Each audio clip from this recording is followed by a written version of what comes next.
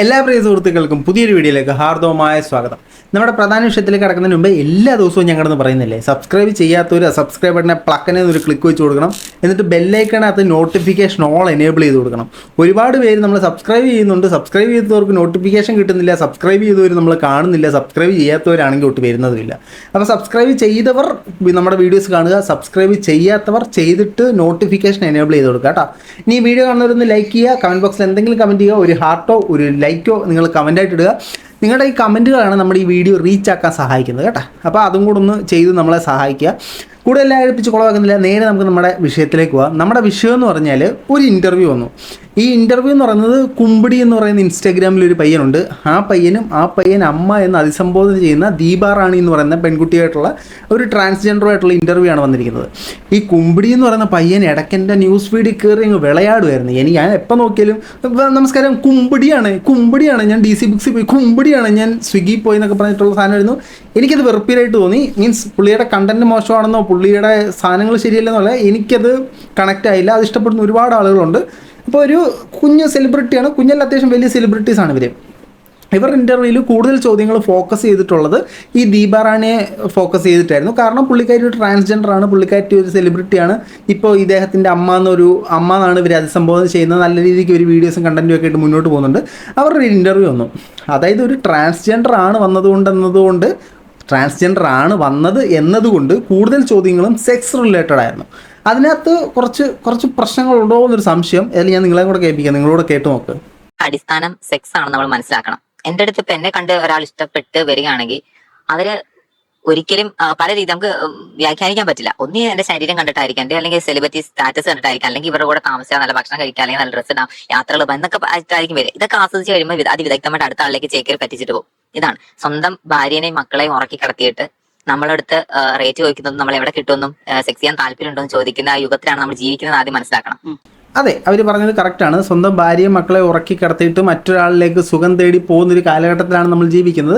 ഇവർ കൂടുതലും പറയുന്ന കാര്യങ്ങളിൽ ഇവർ പറയാൻ ഉദ്ദേശിക്കുന്നത്, അല്ലെങ്കിൽ ഇന്ന ആൾക്ക് ഇങ്ങനെ സംഭവിച്ചു, അല്ലെങ്കിൽ എനിക്കിങ്ങനെ സംഭവിച്ചു എന്ന് ഇവർ പറയുന്നില്ല.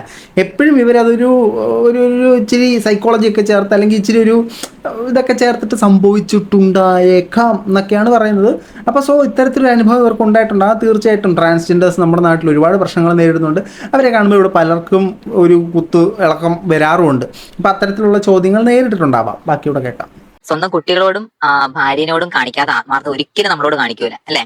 അത് മനസ്സിലാക്കാനുള്ള ബുദ്ധി എല്ലാവരും ഉണ്ടാവണം. അപ്പം അത് മനസ്സിലാക്കാനുള്ള ബുദ്ധി എല്ലാവർക്കും ഉണ്ടാവണമെന്നാണ് പറയുന്നത്. ബേസിക്കലി ഇവർ പറയുന്നത് ഒരു പാർട്ട്ണറിൽ തന്നെ ഒതുങ്ങാനുള്ളൊരു സാധനം വേണമെന്നാണ് എനിക്കിത് കണ്ടപ്പോൾ മനസ്സിലായത്. പക്ഷേ അത് തന്നെയാണോ അവർ ഉദ്ദേശിച്ചതെന്ന് മനസ്സിലായില്ല. അതോ ഇനി അങ്ങനെയല്ല, ചീറ്റിംഗ് ആണെന്ന് അറിഞ്ഞല്ലേ, ടൈം പാസ് ആണെന്ന് അറിഞ്ഞിട്ട് തന്നെ മുന്നോട്ട് പോകാമെന്നാണോ ഉദ്ദേശിച്ചതെന്ന് എനിക്ക് മനസ്സിലായില്ല. ഇനി ഇതുമായിട്ട് ബന്ധപ്പെട്ട് ഇവർ കുറച്ച് കാര്യങ്ങളോട് പറയുമ്പോഴത്തേനും ഇപ്പം ഈ പറഞ്ഞ ആശയത്തിന് വിഭിന്നമായ ആശയങ്ങളാണ് അപ്പുറത്ത് പറഞ്ഞുകൊണ്ടിരിക്കുന്നത്. നമുക്ക് അതുകൊണ്ടൊന്ന് കേൾക്കാം. രണ്ടാമത്തെ ചോദ്യത്തിനുള്ള ഉത്തരം അതാ എങ്ങനെയാണ് ഒരു ഇതിലേക്ക് പോകുന്നത്? നമുക്കിപ്പോ എനിക്കൊരു പഴഞ്ചൊല്ല ഓർമ്മയുണ്ട്, ചായ കുടിക്കാൻ ചായക്കട ഇടേണ്ട ആവശ്യമുണ്ടോ? ഇല്ലല്ലോ. അതായത് ഇത് എന്താണെന്ന് ഉദ്ദേശിച്ചത് നിങ്ങൾക്ക് മനസ്സിലായി കാണുമല്ലോ. അത് തന്നെയാണ് ഉദ്ദേശിച്ചത്. ആ ചോദ്യം അത് ബേസ് ചെയ്തിട്ട് തന്നെയായിരുന്നു. ഇവരുടെ ഇത് രണ്ടാമത്തെ ഇൻ്റർവ്യൂ ആണ്. ആദ്യത്തെ ഇൻ്റർവ്യൂ കുറച്ചും കൂടെ നല്ല രീതിക്കാണ് പോയിക്കൊണ്ടിരുന്നത്. അത് ഞാൻ കണ്ടിരുന്നു. ഈ കുമ്പിടിയെ കണ്ടപ്പോൾ ഞാൻ കണ്ടായിരുന്നു. ഈ കുമ്പിടി എനിക്ക് ഫെമിലിയർ ആണ്. പക്ഷേ ഇതിനകത്ത് വന്നപ്പോഴത്തേനും കൂടുതൽ ചോദ്യങ്ങളും ഇവരിലേക്ക് മാത്രം ഫോക്കസായി. ഇവരിലേക്ക് ഫോക്കസായ ചോദ്യങ്ങളിൽ ഒരു 30 ചോദ്യം ചോദിച്ചിട്ടുണ്ടെങ്കിൽ അതിൽ 28 സെക്സ് റിലേറ്റഡ് ആയിട്ടുള്ള ക്വസ്റ്റ്യൻസ് ആണ് ചോദിച്ചത്. അത്തരത്തിൽ നമ്മൾ ഇവരോട് ചോദിക്കാതിരിക്കുക. ബേസിക്കലി അത്തരത്തിലുള്ള ഇവരുടെ വീഡിയോസൊക്കെ കണ്ടിട്ടാവാം. എന്നാലും ഇൻ്റർവ്യൂവിന് വരുമ്പോഴത്തേനും അവരെ അവഹേളിക്കുന്ന പോലെയാണ് എനിക്ക് ഫീൽ ചെയ്തത്. അവഹേളിക്കുക മീൻസ് കാണുന്നവരിലേക്ക് ഇത്തരത്തിലൊരു ആശയം കുത്തിവിടുന്ന പോലത്തെ ഒരു സാധനമായിട്ടാണ് എനിക്ക് ഫീൽ ചെയ്തത്. നമുക്ക് ഇഷ്ടപ്പെട്ട ആളോട് സെക്സ് ചെയ്യാൻ അത് വലിയൊരു തെറ്റായിട്ടൊന്നും എനിക്ക് തോന്നുന്നില്ല.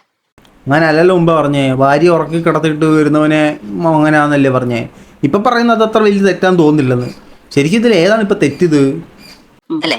എനിക്കിപ്പോ ടോവിനോ തോമസിനോട് കൂടെ സെക്സ് ചെയ്യണം തോന്നിക്കഴിഞ്ഞാല് പക്ഷെ അതൊക്കെ നിരാശയാണെന്നേ ഉള്ളൂ. നടക്കുന്ന കേസല്ലല്ലോ. പക്ഷെ ആ ലെവലിലേക്ക് പോകാതെ നമുക്ക് ഇഷ്ടപ്പെടുന്ന ആൾക്കാരുടെ കൂടെ നമ്മള് താല്പര്യമുണ്ടെങ്കിൽ, അവർക്കൂടെ താല്പര്യമുണ്ടെങ്കിൽ ചെയ്യുക. അല്ലെങ്കിൽ അത് റേപ്പായി മാറില്ലേ? ദീപം അങ്ങനെ അത് വളരെ വാലിഡായിട്ടൊരു പോയിൻ്റാണ്. നമ്മൾ ഒരാളെ അപ്രോച്ച് ചെയ്യുമ്പോഴത്തേനും അവർക്കൂടെ താല്പര്യം ഉണ്ടെങ്കിൽ മാത്രം ഇത് പ്രൊസീഡ് ചെയ്യാൻ ശ്രമിക്കുക. അല്ലെങ്കിൽ നിങ്ങൾക്ക് ഇത്തരത്തിലൊരു ലസ്റ്റ് തോന്നി എന്നുള്ള സാഹചര്യത്തിൽ അവർക്കൂടെ അവരും ഓക്കെയാണ്, അവർക്ക് നമ്മളോട് ഇതേ ഫീലിംഗ് ആണ്, അല്ലെങ്കിൽ അവർക്ക് നമ്മൾ ഒരു ടൈം പാസ്സാണ്, നമുക്ക് ടൈം പാസ്സാണ്. അങ്ങനെയുള്ള സമയത്ത് അങ്ങനെ തന്നെ പോവുക. അല്ലെങ്കിൽ അവർ നമ്മളോട് സീരിയസ് ആണ്, നമുക്ക് അവരോട് സീരിയസ് ആണ്, അപ്പോൾ അങ്ങനെ തന്നെ പോവുക. അല്ലാതെ അവരെ ബലപൂർവ്വമായിട്ട് ബലം പ്രയോഗിച്ച് എനിക്ക് നിന്നെ ആർജിച്ചേ പറ്റൂ എന്നുള്ള രീതിയിൽ മുന്നോട്ട് പോകാതിരിക്കുക എന്നൊരു ആശയമാണ് പറയുന്നത്. അത് വളരെ ശരിയായ ആശയമാണ്. പക്ഷേ ഇവർ ഒരു സമയം പറയുന്നത് ഭാര്യയെ ഉറക്കി കിടത്തിയിട്ട് വരുന്ന ഭർത്താവ് ശരിയല്ല, അങ്ങനത്തെ ഒരു കാലഘട്ടത്തിലാണ് നമ്മൾ ജീവിക്കുന്നത്. ഇപ്പുറത്ത് പറയുന്നത് ഒരു ചായ കുടിക്കണമെങ്കിൽ നമ്മൾ ചായക്കട കണ്ട കാര്യമില്ലല്ലോ. അതായത് നമുക്കൊരാളോട് തോന്നിക്കഴിഞ്ഞ് ചെയ്യാമല്ലോ. അത് എന്താണ് രണ്ട് ആശയങ്ങൾ വന്നതെന്ന് എനിക്ക് പിടിയിട്ടില്ല. ബാക്കിയും കൂടെ കേൾക്കാം. രണ്ടും ശരിയായ ആശയങ്ങളാണ് കേട്ടോ, രണ്ടും നമ്മൾ തെറ്റൊന്നും പറയുന്നില്ല. സെറ്റിൽ ഇപ്പൊ സിനിമയിൽ അഭിനയിക്കാൻ പോയി കഴിഞ്ഞിട്ടുണ്ടെങ്കിൽ ശരീരം പങ്കുവയ്ക്കണം എന്ന് പൊതുവെ പറയാറുണ്ട്. നമ്മുടെ ഹേമ കമ്മിറ്റി ചോദിക്കുന്നത്, അതായത് പുള്ളിക്കാരി ഒരു സിനിമയിൽ അഭിനയിച്ചിട്ടുണ്ട്, മറ്റേ 1000 ബേബീസിൽ പുള്ളിക്കാരി അഭിനയിച്ചിട്ടുണ്ട്. അപ്പം നമ്മളൊരു സിനിമയിൽ അല്ലെങ്കിൽ ഇത്തരത്തിലുള്ള കാര്യങ്ങളിലൊക്കെ അവസരം തേടുമ്പോഴത്തേനും നമ്മുടെ ഹേമ കമ്മിറ്റി പറഞ്ഞത് തന്നെ, മുട്ടിയിട്ടുണ്ടോ, മുട്ടി അതിൽ തുറന്നിട്ടുണ്ടോ, തുറന്നത് കുട്ടി അടച്ചിട്ടുണ്ടോ, ആ ചോദ്യങ്ങൾ തന്നെയാണ് ചോദിച്ചിരിക്കുന്നത്. അങ്ങനെ ആരെങ്കിലും ദീപയോട് പറഞ്ഞിട്ട്? അങ്ങനെ അതല്ല, ഇപ്പൊ സിനിമാ മേഖലയിൽ തന്നെയല്ല, ഏത് മേഖലയിൽ ചെന്നാലും എന്തിന്റെ അടിസ്ഥാനം സെക്സ് ആണ്. താല്പര്യമുണ്ടെങ്കിൽ നമ്മൾ പോവുക. നമ്മളിപ്പോ അവരുടെ കൂടെ പോയി കിടന്നും വെച്ച് നമ്മൾ പിന്നീട് എന്തെങ്കിലും ഒരു സാഹചര്യം വരുമ്പോൾ അതിനെതിരെ തിരിയാന്ന് പറയുന്നത് എനിക്ക് അത്ര യോജിക്കാൻ പറ്റുന്നത്. അത് കറക്റ്റാണ്, അത് കറക്റ്റ് സാധനമാണ് പറഞ്ഞത്. അതായത് നമുക്കൊരാളായിട്ട് കുത്സിതത്തിൽ ഏർപ്പെടണമെന്ന് തോന്നി, നമ്മൾ പോയി കുത്സിതത്തിൽ ഏർപ്പെടൂ. നമ്മൾ കുത്സിതത്തിൽ ഏർപ്പെട്ട് നമ്മുടെ കാര്യമൊക്കെ നടന്നിട്ട് കുറച്ചുനാൾ കഴിഞ്ഞിട്ട് അവൻ എന്നെ 2.5 വർഷം കൊണ്ട് നടന്ന് പല ഫ്ലാറ്റുകളിലായിട്ട് കയറ്റി അങ്ങനെ ചെയ്തു ഇങ്ങനെ ചെയ്തു എന്ന് പറയാതിരിക്കുക. അത് പോയിന്റ് തന്നെയാണ് പറയുന്നത്. ഞാനും അതിനോട് യോജിക്കുന്നു. ഒരു പുരുഷനും സ്ത്രീയും സ്വന്തം ഇഷ്ടത്തോടെ എവിടെങ്കിലും പോയി എന്തെങ്കിലുമൊക്കെ ചെയ്ത് അത് നമ്മുടെ നിയമം അനുശാസിക്കുന്ന സാധനമാണ്. പോയി ചെയ്യാം, പോയി ചെയ്തിട്ട് അവിഹിതമല്ല കേട്ടോ, അല്ലാതെ അങ്ങനെ പോയി ചെയ്തതിന് ശേഷം പിന്നെ കുറച്ച് നാളുകൾക്ക് ശേഷം വന്നിട്ട് എന്തെങ്കിലും ഒരു ഉടക്ക് സംഭവിക്കുന്നുണ്ടെങ്കിൽ അവൻ എന്നെ 2 വർഷം, അവൻ എന്നെ 3 വർഷം, അവൻ എന്നെ ഇത്രയും വർഷം 1358 തവണ എന്നെ ആ ഹോട്ടലിലിട്ട് പീഡിപ്പിച്ചു എന്ന് പറഞ്ഞുകൊണ്ട് വരാതിരിക്കുക എന്നാണ് പറയുന്നത്. അത് കറക്റ്റാണ്, ന്യായമാണ്. ബാക്കി പറ. എനിക്കിപ്പോ ഒരു ഫിലിമിൽ അഭിനയിക്കുന്ന സമയത്ത് എന്നോട് ചിലപ്പോൾ അതിൽ ആൾക്കാർ ചോദിച്ചിട്ടുണ്ടാവാം, ചോദിക്കുന്ന സമയത്ത് എനിക്ക് താല്പര്യമുണ്ടെങ്കിൽ ഞാൻ പോകും, അല്ലേ? അപ്പൊ താല്പര്യമുണ്ടെങ്കിൽ പോയിട്ട് ഇല്ലെങ്കിൽ വേണ്ടാനോ പറയാം. അപ്പൊ താല്പര്യം ഉണ്ടായിട്ട് അവിടെ പോയി അവരുടെ കൂടെ സെക്സിൽ ബന്ധപ്പെട്ടിട്ട് പിന്നീട് ഒരു അവസരം വരും അവർക്കെതിരെ തിരിയുക, അവർക്കെതിരെ മാരകായുധങ്ങൾ പ്രയോഗിക്കുക എന്ന് പറഞ്ഞാൽ യോജിപ്പില്ല. അത്രയും നേരം അവരുടെ കൂടെ നടന്ന് അവരുടെ എല്ലാ കാര്യങ്ങളും സാധിച്ചു കൊടുത്തിട്ട് പിന്നീട് തിരിഞ്ഞു നോക്കിയിട്ട് ചെയ്യുന്നൊരു പ്രവണതയോട് യോജിക്കുന്നില്ല. എന്നോട് താല്പര്യം അങ്ങനെ ആരെങ്കിലും ചോദിക്കുകയാണെങ്കിൽ എനിക്ക് താല്പര്യം ഉണ്ടെങ്കിൽ ഞാൻ തീർച്ചയായിട്ടും പോകും. അങ്ങനെ ആരെങ്കിലും വന്ന് ദീപയോട് ചോദിച്ചിട്ടില്ല? ഇനി വരുന്നുണ്ടല്ലോ ഫിലിമൊക്കെ, അപ്പൊ ആരെങ്കിലും ചോദിക്കുകയാണെങ്കിൽ നമുക്ക് നോക്കാം. അങ്ങനെ ഇനി വരുന്നുണ്ടല്ലോ സിനിമയൊക്കെ, ആരെങ്കിലും ചോദിക്കുവാണെങ്കിൽ നമുക്ക് ഇഷ്ടപ്പെട്ട് കഴിഞ്ഞാൽ നോക്കാം. അതും തെറ്റല്ല കേട്ടോ, അതും തെറ്റൊന്നുമല്ല. പക്ഷേ ഇതിനകത്തൊരു പ്രശ്നം എന്നാണെന്നറിയോ? ഇതാണ് നമ്മുടെ ഹേമ കമ്മിറ്റി നേരിട്ട പ്രശ്നം എന്ന് പറഞ്ഞാൽ, നമ്മളൊരു സിനിമയിൽ അഭിനയിക്കാൻ അവസരം കിട്ടുന്നു. അവസരം കിട്ടുമ്പോഴത്തേനും ആ നടിയോട് ചോദിക്കുന്നു, താല്പര്യമുണ്ടോ?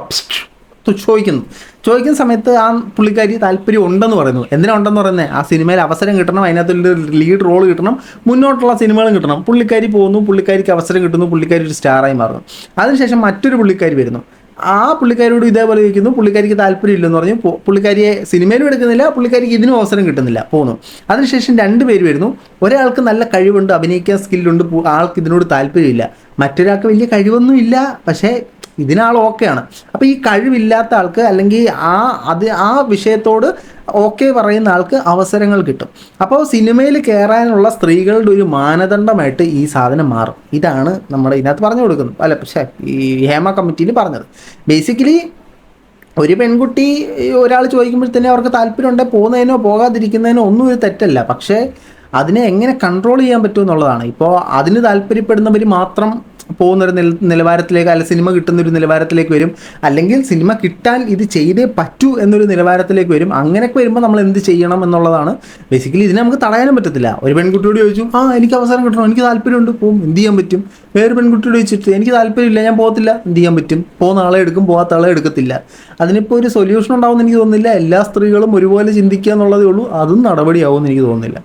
ഏതായാലും ഇവരുടെ ഇൻ്റർവ്യൂ പറ്റുന്നവരെല്ലാം നിങ്ങൾ കണ്ടു വെക്കുക. അത്യാവശ്യം നല്ലൊരു ഇൻ്റർവ്യൂ ആണ്. ഈ ചാനലും നമ്മൾ കഴിഞ്ഞ പ്രാവശ്യം പറഞ്ഞ പോലെ തന്നെ അത്യാവശ്യം ചോദിക്കേണ്ട കാര്യങ്ങളെല്ലാം ചോദിക്കുന്നൊരു ചാനലാണ്. ആ ചോദിക്കുന്ന കാര്യങ്ങളിൽ ഉത്തരം പറയേണ്ട ആൾ ഇറിറ്റേറ്റ് ചെയ്താണ് അവർ നന്നായിട്ട് ചോദിക്കുന്നത്.